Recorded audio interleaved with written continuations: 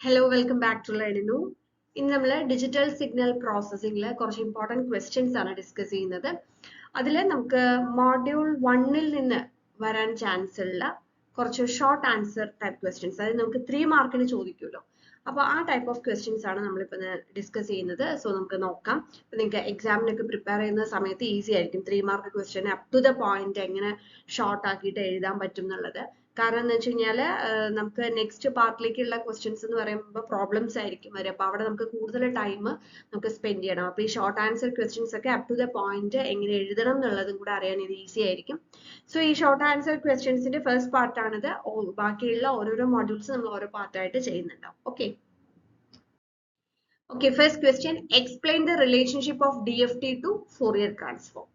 So DFT എങ്ങനെയാണ് Fourier ട്രാൻസ്ഫോമുമായിട്ട് relate ചെയ്തിരിക്കുന്നത് എന്നുള്ളതാണ് നമ്മൾ ഇതിൽ പറയുന്നത്.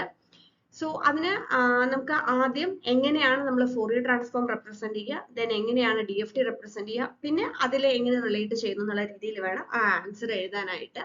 സോ നമുക്ക് നോക്കാം. ഇപ്പോൾ എക്സ് ഓഫ് എൻ എന്ന് പറയുന്നത് ഫൈനൈറ്റ് ഡ്യൂറേഷൻ സീക്വൻസ് ആണെന്ന് വിചാരിക്കുക വിത്ത് ലെങ്ത് ക്യാപിറ്റൽ N.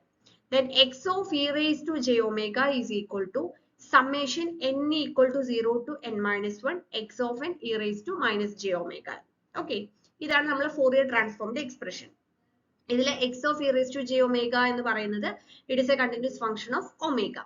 ഇനി നമ്മൾ എങ്ങനെയാണ് DFT, ഇപ്പൊ എക്സ് ഓഫ് എൻ എന്ന് പറയുന്ന ഒരു സിഗ്നലിന്റെ അല്ലെങ്കിൽ ഒരു സീക്വൻസിന്റെ DFT നമ്മൾ എങ്ങനെയാണ് റെപ്രസെന്റ് ചെയ്യുക? X of K is equal to summation n equal to 0 to n minus 1 x of n e raised to minus j 2 pi nk by n എന്ന് എഴുതും.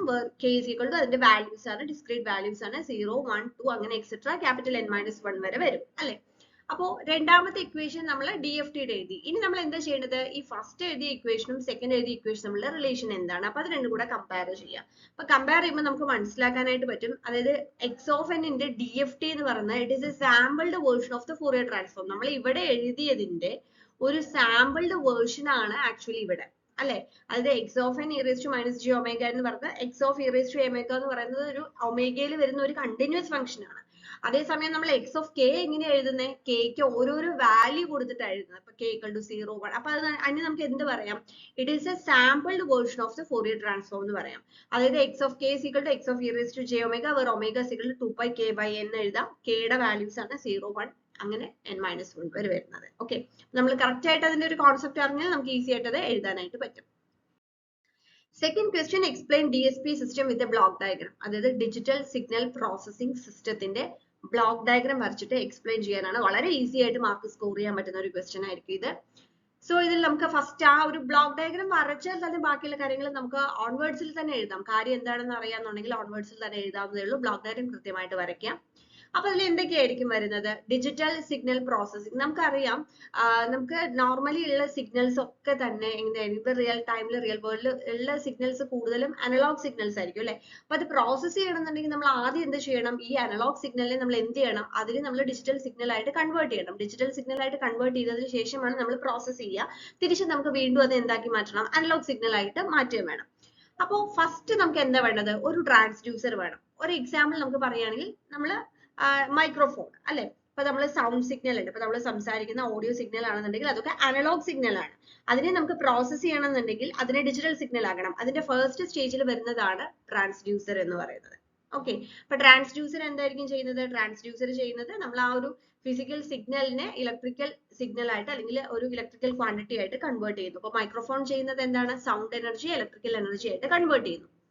അപ്പോ എഗെയിൻ അത് അനലോഗ് സിഗ്നൽ തന്നെയാണ്, ഒരു വീക്ക് അനലോഗ് സിഗ്നൽ ആയിരിക്കും. അപ്പൊ ഇത് process ചെയ്യണമെന്നുണ്ടെങ്കിൽ നമ്മൾ അതായത് പ്രോസസ് ചെയ്യുന്നതിന് മുന്നേ നമ്മൾ ഡിജിറ്റൽ സിഗ്നൽ ആക്കുന്നതിന് മുന്നേ രണ്ട് കാര്യങ്ങൾ ശ്രദ്ധിക്കണം. ഒന്ന്, വീക്ക് സിഗ്നൽ ആണെന്നുണ്ടെങ്കിൽ അതിനെ നമ്മൾ സ്ട്രെങ്തൻ ചെയ്യണം. അതിനുവേണ്ടി നമ്മൾ ഒരു സിഗ്നൽ കണ്ടീഷണറോ അല്ലെങ്കിൽ ഒരു ആംപ്ലിഫയറോ യൂസ് ചെയ്യണം. ഓക്കെ, ഇനി നമുക്ക് എന്താണ്? ഇതിനകത്ത് ഒരുപാടധികം നോയ്സ് ഒക്കെ ഉണ്ടാവാനുള്ള ചാൻസ് ഉണ്ട്. അപ്പൊ നമ്മൾ പ്രോസസ് ചെയ്യുമ്പോൾ നമുക്ക് എന്താണ്? അതിന്റെ ക്വാളിറ്റി എന്ന് പറയുന്നത് വളരെ ഇമ്പോർട്ടന്റ് ആണ് അല്ലെ.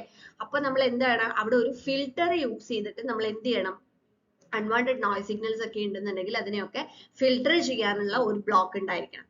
അങ്ങനെ ഫിൽറ്റേർഡ് ആയിട്ടുള്ള അനലോഗ് സിഗ്നലിനെയാണ് നമ്മൾ ADC കൊടുക്കുക. ADC എന്ന് പറയുന്നത് എന്താണ്? Analog to digital converter. ആ അനലോഗ് സിഗ്നലിനെ നമ്മൾ ഡിജിറ്റൽ സിഗ്നൽ ആക്കിയിട്ട് കൺവേർട്ട് ചെയ്യുകയാണ് ചെയ്യുന്നത്. സോ ഈ അനലോഗ് ടു ഡിജിറ്റൽ കൺവേർട്ടർ എന്ന് പറയുന്ന ബ്ലോക്ക് കഴിഞ്ഞു കഴിഞ്ഞാൽ പിന്നെ എന്താണ് വരുന്നത്? പിന്നെ വരുന്ന സിഗ്നൽ ഒക്കെ ഡിജിറ്റൽ സിഗ്നൽ ആയിരിക്കും. അങ്ങനെ വരുന്ന ഡിജിറ്റൽ സിഗ്നലിനെയാണ് നമ്മൾ DSP-യിലേക്ക് കൊടുക്കുക. DSP മീൻസ് ഡിജിറ്റൽ സിഗ്നൽ പ്രോസസ്സറിലേക്ക് നമ്മൾ കൊടുക്കുന്നത്. അങ്ങനെ പ്രോസസ്ഡ് ആയിട്ടുള്ള സിഗ്നലിനെ നമുക്ക് വീണ്ടും തിരിച്ചെന്താണ് ഇത് നമ്മൾ പ്രോസസ് ചെയ്ത് നമ്മൾ വെച്ചാൽ പോരാ, തിരിച്ചത് എന്താണോ നേരത്തെ നമ്മൾ ഉണ്ടായിരുന്ന ആ ഒരു ഫോമിലേക്ക്, ആ ഒരു ഫിസിക്കൽ ഫോമിലേക്ക് നമ്മൾ അത് മാറ്റണം.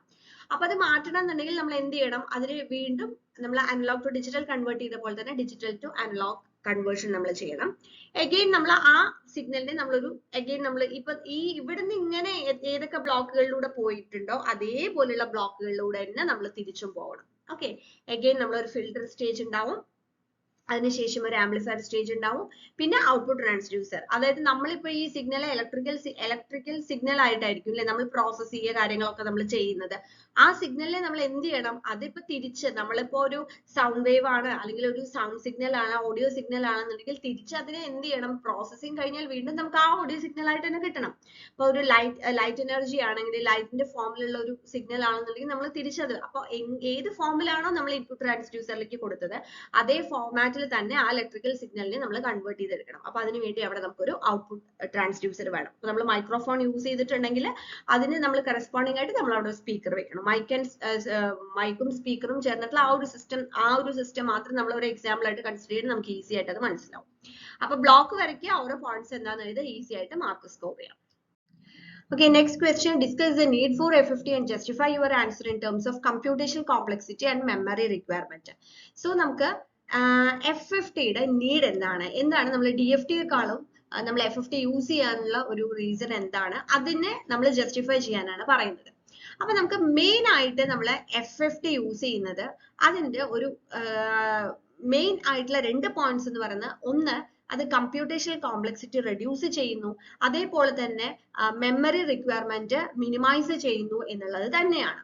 അപ്പൊ ആദ്യം നമുക്ക് എങ്ങനെ ജസ്റ്റിഫൈ ചെയ്യാം. അപ്പൊ നമ്മൾ ഒന്നാമത്തെ പോയിന്റ് കമ്പ്യൂട്ടേഷണൽ കോംപ്ലക്സിറ്റി പറഞ്ഞു അല്ലെ. ഇപ്പൊ നമ്മൾ ഒരു എക്സാമ്പിൾ എടുക്കുകയാണ്. ഇപ്പൊ നമ്മൾ ഒരു DFT നമ്മൾ ചെയ്യാന്ന് വിചാരിക്കും, ഒരു 8 പോയിന്റ് DFT തന്നെ നമ്മൾ വെച്ചോളൂ. 8 പോയിന്റ് DFT നമ്മൾ ചെയ്യുമ്പോൾ തന്നെ നമുക്ക് എത്ര സ്റ്റെപ്സിലാണ് നമ്മൾ ചെയ്യുന്നത്, അതേസമയം അത് നമ്മൾ FFT യൂസ് ചെയ്ത് ബട്ടർഫ്ലൈ സ്ട്രക്ചർ യൂസ് ചെയ്ത് ചെയ്യുമ്പോൾ നമുക്ക് ഈസി ആയിട്ട് ചെയ്യാൻ പറ്റും. അപ്പൊ അതൊരു ഇപ്പോ 1000+ ഒക്കെ വരുന്ന ലെങ്തിലുള്ളതാണ്. നമ്മളിപ്പോ റിയൽ ടൈമിലൊക്കെ എടുക്കുമ്പോൾ നമുക്ക് അങ്ങനെ വരും. അപ്പൊ നമ്മൾ DFT വെച്ച് ചെയ്യുകയാണെങ്കിൽ നമുക്ക് ഒരുപാട് ഓപ്പറേഷൻസ് വരും, അതേസമയം FFT യൂസ് ചെയ്യുമ്പോൾ നമുക്ക് മിനിമം ഓപ്പറേഷൻസേ വരുള്ളൂ. അപ്പൊ കമ്പ്യൂട്ടേഷൻ കോംപ്ലക്സിറ്റി കുറയും. അതോടൊപ്പം തന്നെ നമ്മൾ റിയൽ ടൈം പ്രോസസ്സിംഗിലേക്ക് വരുമ്പോൾ നമുക്ക് എന്താണ്, ഈ നമ്മൾ ചെയ്യുന്ന കാര്യങ്ങളാണ് നമ്മൾ എംബഡഡ് സിസ്റ്റം ഒക്കെ യൂസ് ചെയ്തിട്ട് നമ്മൾ പ്രാക്ടിക്കൽ ആയിട്ടുള്ള മോഡ്യൂൾസ് ചെയ്യുന്നത് അല്ലെ. അപ്പൊ റിയൽ ടൈം പ്രോസസ്സിംഗിൽ നമ്മൾ കോംപ്ലക്സിറ്റി കുറയുന്നതിനനുസരിച്ചിട്ട് നമുക്ക് എന്ത് ചെയ്യാൻ പറ്റും, കുറച്ചും കൂടെ ഈ ഫാസ്റ്റ് ആയിട്ട് നമുക്ക് ഓപ്പറേഷൻസ് ചെയ്യാം. അപ്പൊ കൂടുതൽ ആപ്ലിക്കേഷനിൽ യൂസ് ചെയ്യാനായിട്ട് സാധിക്കും. അപ്പൊ അതാണ് അതിൽ പറഞ്ഞത്. ഇനി അതുമായിട്ട് റിലേറ്റ് ചെയ്തിട്ട് തന്നെയാണ് നമ്മൾ മെമ്മറി റിക്വയർമെന്റ് പറയുന്നത്. കോംപ്ലക്സിറ്റി കുറയുന്നതിനനുസരിച്ച് നമുക്ക് മെമ്മറി യൂസേജ് കുറയ്ക്കാൻ പറ്റും, മെമ്മറി റിസോഴ്സസ് കുറയ്ക്കാൻ പറ്റും. എംബഡഡ് സിസ്റ്റംസ് നമുക്ക് അത്രയും കുറച്ചു മതി, അപ്പൊ ലിമിറ്റഡ് റിസോഴ്സസ് മതി. അപ്പൊ നമുക്ക് ഒരുപാടധികം ആപ്ലിക്കേഷൻസിൽ യൂസ് ചെയ്യാനും പറ്റും, മെമ്മറി യൂസേജ് മിനിമൈസ് ചെയ്യാൻ പറ്റും, പാരലൽ പ്രോസസ്സിംഗും കൂടെ ചെയ്യാൻ പറ്റും എന്നുള്ളത് FFTയുടെ ഒരു അഡ്വാൻറ്റേജ് ആണ്. അപ്പൊ ആ 2 പോയിന്റ്സ് മെയിൻ ആയിട്ട് എഴുതിയാൽ മതി. Next question, what are the methods of filtering long sequence? ഇപ്പൊ long duration sequence filter ചെയ്യാനുള്ള methods ഏതൊക്കെയാണ്? അപ്പൊ മെത്തേഡ്സിന്റെ പേര് overlap add method and overlap save method എന്നാണ്. ഇപ്പൊ 3 മാർക്കിന് ചോദിക്കുന്ന സമയത്ത് നമ്മൾ അതിന്റെ ഇമ്പോർട്ടന്റ് പോയിന്റ്സ് എഴുതിയാൽ മതി. അപ്പൊ അതിങ്ങനെ പോയിന്റ് ബൈ പോയിന്റ് ആയിട്ട് എഴുതാൻ പറ്റുകയാണെന്നുണ്ടെങ്കിൽ ഈസി ആണ്. ഇപ്പൊ overlap add മെത്തേഡിൽ നമ്മൾ ഫസ്റ്റ് എന്തായിരിക്കും ചെയ്യുന്നത്, ആദ്യം പാർട്ടീഷൻ ചെയ്യും അല്ലെ. അതായത് ഇൻപുട്ട് സീക്വൻസിനെ നമ്മൾ ഡിവൈഡ് ചെയ്യും ഓവർലാപ്പിംഗ് ബ്ലോക്സ് ആക്കിയിട്ട്. അതിനുശേഷം നമ്മൾ എന്താണ്, അതിലെ ഓരോ ബ്ലോക്കുകളുടെയും നമ്മൾ DFT കാണും അല്ലെ. അതായത് DFT കാൽക്കുലേഷൻ ആണ്. അതിനുശേഷം ഈ ട്രാൻസ്ഫോംഡ് ബ്ലോക്സ് നമ്മൾ DFT ആയിട്ട് മൾട്ടിപ്ലൈ ചെയ്യും അല്ലെ. multiplied by the DFT of the filter. അതിനുശേഷം നമ്മൾ ആ ഫിൽറ്റർഡ് ബ്ലോക്സിനെ നമ്മൾ എന്താ ചെയ്യുക, it is transform back to the time domain. അതിനുവേണ്ടി നമ്മൾ ഏതാ യൂസ് ചെയ്യുക, ബാക്ക് ടു ടൈം ഡൊമൈൻ എന്ന് പറയുമ്പോൾ ഇൻവേഴ്സ് DFT യൂസ് ചെയ്യും. പിന്നെ ഓവർലാപ്പ് ചെയ്തിട്ട് ആഡ് ചെയ്യും. ആ റിസൾട്ടിംഗ് ബ്ലോക്കുകളെ നമ്മൾ ഓവർലാപ്പ് ചെയ്തിട്ട് ആഡ് ചെയ്യും. നമ്മൾ പ്രോബ്ലം ചെയ്യുന്ന ആ മെത്തേഡ്സിനെ നമ്മൾ ജസ്റ്റ് എന്തൊക്കെയാണ് പ്രൊസീജിയേഴ്സ് എന്നുള്ളത് എഴുതുന്നു എന്ന് മാത്രമേ ഉള്ളൂ. ഇനി ഓവർലാപ്പ് സേവ് മെത്തേഡിലാവുമ്പോൾ എന്താണ്, ഫസ്റ്റ് നമ്മൾ പാർട്ടീഷൻ ചെയ്യും, ഓവർലാപ്പിംഗ് ബ്ലോക്ക് ആയിട്ട് ചെയ്യും. പക്ഷെ അവിടെ ഓരോ ബ്ലോക്കിലും പ്രീവിയസ് ബ്ലോക്കിലെ സാമ്പിളുകൾ ഉണ്ടാവും അല്ലെ. ഓവർലാപ്പ് സേവ് മെത്തേഡിൽ നമ്മൾ ചെയ്യുമ്പോൾ അങ്ങനെയാണ്. അതിനുശേഷം പിന്നെ DFT കാൽക്കുലേഷൻ തന്നെയാണ് വരുന്നത്. ഫിൽറ്ററിംഗ് ചെയ്യും, ഇൻവേഴ്സ് DFT ചെയ്യും, ഡിസ്കാർഡ് ആൻഡ് സേവ് ആണ് ഇവിടെ ചെയ്യുന്നത് ലാസ്റ്റ്. ഓവർലാപ്പ് ആഡ് മെത്തേഡിൽ നമ്മൾ ഓവർലാപ്പ് ആൻഡ് ആഡ് ആണ് ചെയ്തിട്ടുണ്ടായിരുന്നത്. അതേസമയം ഓവർലാപ്പ് സേവ് മെത്തേഡിൽ നമ്മൾ ഡിസ്കാർഡ് ആൻഡ് സേവ് ആണ് നമ്മൾ ചെയ്യുന്നത്. അപ്പൊ ആ സ്റ്റെപ്സ് നീറ്റ് ആയിട്ട് എഴുതുക എന്നുള്ളതേ ഉള്ളൂ, കാരണം 3 മാർക്ക് അല്ലേ വരുന്നത്. Okay. And the last question, give any 3 properties of DFT എന്നാണ് question. അപ്പോൾ any 3 properties എന്ന് പറയുമ്പോൾ നമുക്ക് ഇഷ്ടമുള്ള പ്രോപ്പർട്ടീസ് എഴുതാനായിട്ട് പറ്റും. ഇത് ഇങ്ങനെ അല്ലാതെ ഏതെങ്കിലും പ്രോപ്പർട്ടീസ് സ്പെസിഫിക് ആയിട്ടും ചോദിക്കാം. അപ്പൊ നമുക്ക് DFTയുടെ എല്ലാ പ്രോപ്പർട്ടീസും ഒപ്പം തന്നെ അതിന്റെ പ്രൂഫും പഠിച്ചു വെക്കുക. ചിലപ്പോൾ ഏതെങ്കിലും ഒരു പ്രോപ്പർട്ടി അത് പ്രൂവ് ചെയ്യാനായിട്ടും ചോദിക്കാം. അപ്പൊ നമുക്ക് ഫുൾ മാർക്ക് കിട്ടണമെന്നുണ്ടെങ്കിൽ പ്രോപ്പർട്ടി മാത്രം എഴുതി വെച്ചാൽ പോരാ, അതിന്റെ പ്രൂഫും കൂടെ നമ്മൾ എഴുതണം. അപ്പൊ ഇവിടെ നമുക്ക് ജസ്റ്റ് give any 3 പ്രോപ്പർട്ടീസിനെ പറഞ്ഞിട്ടുള്ളൂ. അപ്പൊ ഞാനിപ്പോ ഇവിടെ പീരിയോഡിസിറ്റി കൊടുത്തിട്ടുണ്ട്.